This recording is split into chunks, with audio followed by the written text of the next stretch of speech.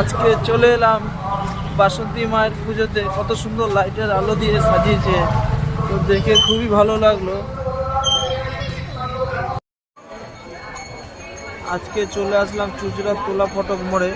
আজ ষষ্ঠীর দিন, বাসন্তী মায়ের পুজো।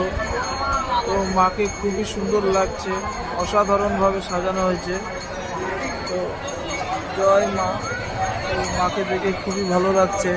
তো আমরা চলে আসলাম আজকে।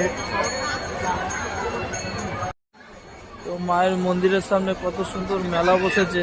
এই যে মায়ের সামনে, দেখে খুবই ভালো লাগছে।